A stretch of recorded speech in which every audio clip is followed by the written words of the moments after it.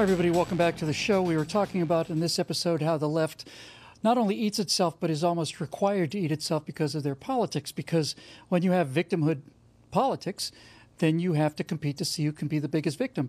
Now, we looked at something that's just kind of tragic comedy in the first half, looking at the Oscars, where Hollywood actors are accusing Hollywood producers, writers, and directors of being so conservative and so racist that they didn't include enough people of color in an Oscars show.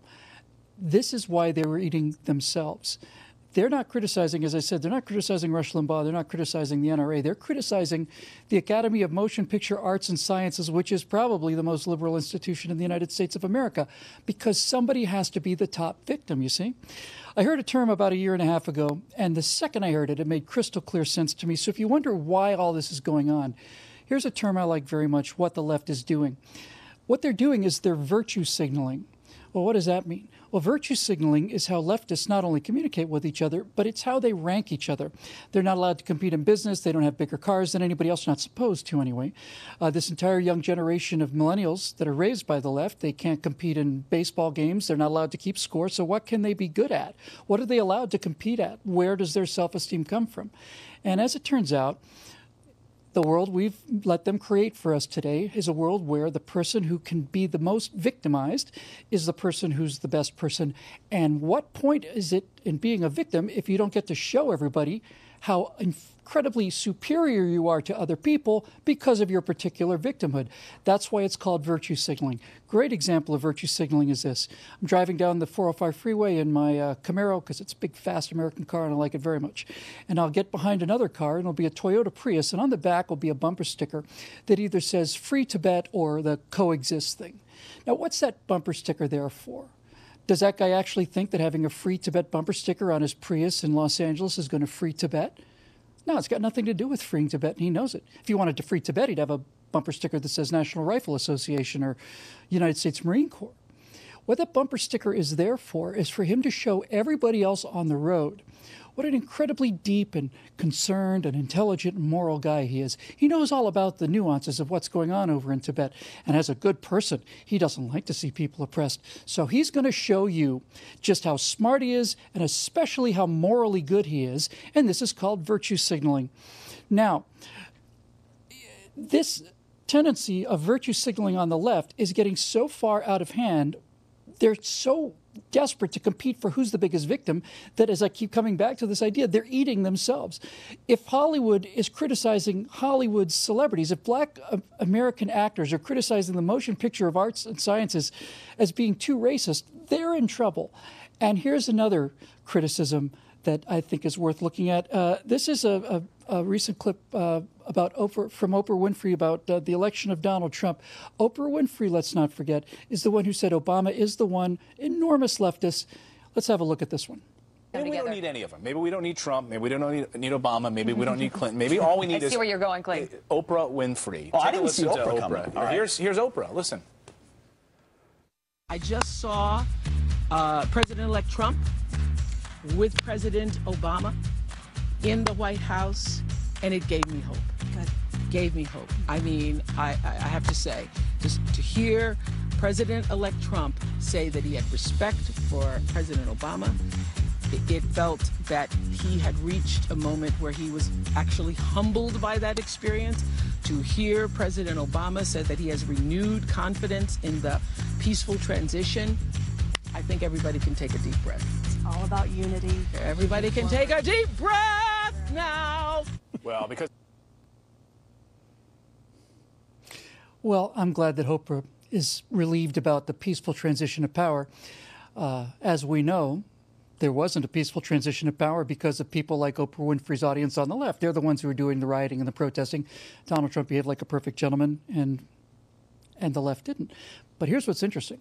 This is Oprah Winfrey we're talking about. And for making a comment like that, she wasn't making a comment that said, I have become a Trump supporter.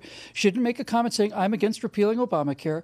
She simply said that having seen a picture of Obama and Trump in the White House together shaking hands made her feel more relaxed. And for this, she was pilloried, ripped to shreds by the left. How could you possibly do anything to make an excuse for this monster, this Hitler, this Nazi, executioner named Donald Trump?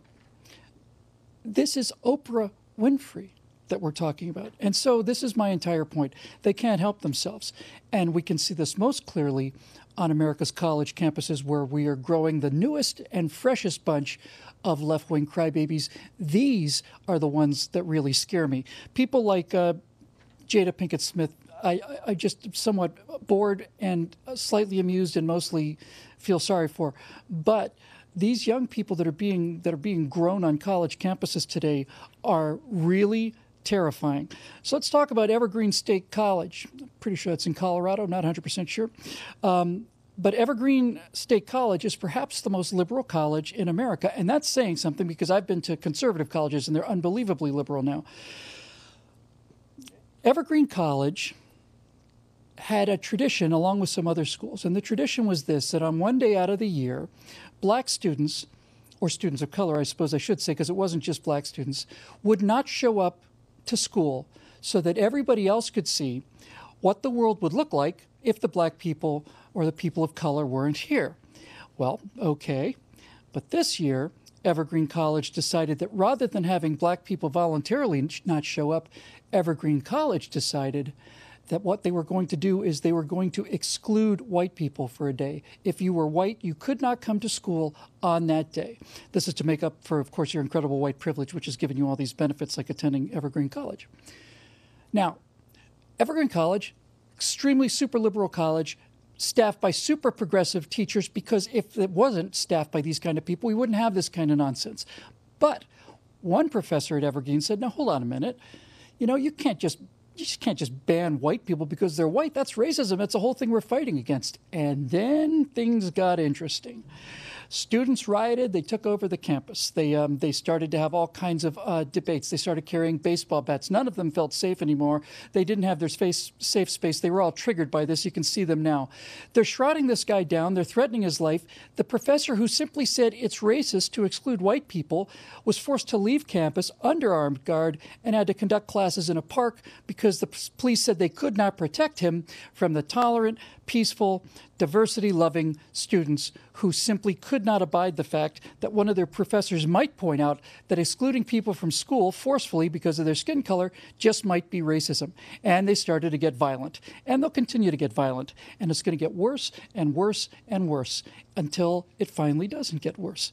And I think the reason I'm quite sure it's not going to get worse, that it will get worse, but that eventually it will essentially just burn itself out like any other catastrophe or any other catastrophic wildfire anyway, is because of a clip that I'm about to show you finally to wrap this up.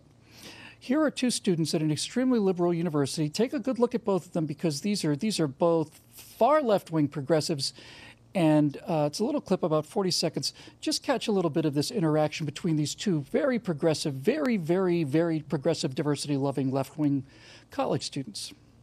You got some scissors? You're saying that I can't have a hairstyle because of your culture? Yeah. Why? Because it's my culture. You know what belongs to me. Do you know it was an Egyptian culture? Are you Egyptian? Nah, bro, you're not. Are you Egyptian? No, but it doesn't matter. Wait, where's Egypt? Tell me. You know what, girl? Where's Egypt? Dude, go. You have no right to tell me what I can not get. Huh? Where's Egypt? Yo, girl, stop touching me right now. Yo, girl, stop touching me right now. Come back. Get off of me. Come back, come back, come back. You put your hands on me, no words. Like, you're gonna make some shit because of what the hair I have? That's no reason, yo. I don't need your disrespect. I don't need your disrespect. Why are you filming this? Just for everyone's safety. Come and see the violence inherent at the system. So there you go, right? This kid is wearing dreadlocks because he thinks it makes him in solidarity with the oppressed black people from all over the world. So that's his virtue signaling. He's trying to show everybody in the college by his demeanor, by his language, but especially by his dreadlocks. He's trying to demonstrate to all of the rest of the liberal progressives that he is really down with the struggle, and that he is really solidly on the side of the oppressed brown people all over the world, and is essentially saying, I'm ashamed of my just being white, so I'm going to wear dreadlocks to show everybody how down I am with it. But this young woman basically says, hey, wait a minute, what are you doing wearing dreadlocks? Those aren't part of your culture, they're part of my culture. You don't get to wear dreadlocks and take our culture. It's called cultural appropriation. You know, when you steal something from another person's culture, like, I don't know, electricity or penicillin or something like that, or the language. And so what you had in that little tiny little capsule, that little 40-second moment, is two really interesting dynamics. You have a young progressive student who's trying to virtue signal how left-wing he is and how committed he is to these progressive causes, and then you have a person who's a higher victim. You see, he's just a white male. He doesn't count. You got a black female here, so she is in a higher victimhood percentage. She's in a higher victimhood category, I should say, and that gives her the right to basically tell this guy that his entire existence is meaningless, and to push him around too physically. Don't forget the physical violence part, because that's a big part of it with the left. So they use things like this, really, ultimately, it's a fig leaf to justify their violent tendencies and their desire to simply tell other people what to do. They can't break it. It's built into their DNA. So that's just a quick overview of the entire idea of leftist politics, critical theory to divide the country up, political correctness to defend against a counterattack. We don't have to listen to what you have to say because you're a racist or a homophobe or a bigot or whatever. We're going to just shut you up right now. And it works. And let's not forget, finally, folks, as we close this out, the charges of racism only work against people who aren't racist. You go up to a member of the Ku Klux Klan or the Nazi Party and accuse them of being a racist, they thank you and shake their hands. The only people that shut up when they're called racist are people who aren't racist, and they know how it works, and that's why they do it. That'll do it for Bill Whittle's Hot Mic for today and also for this week. We'll be back Monday with all kinds of disasters and catastrophes. I'm sure Hot Mic will be out of his makeup by then. So we will see you next week on Hot Mic here on NRATV.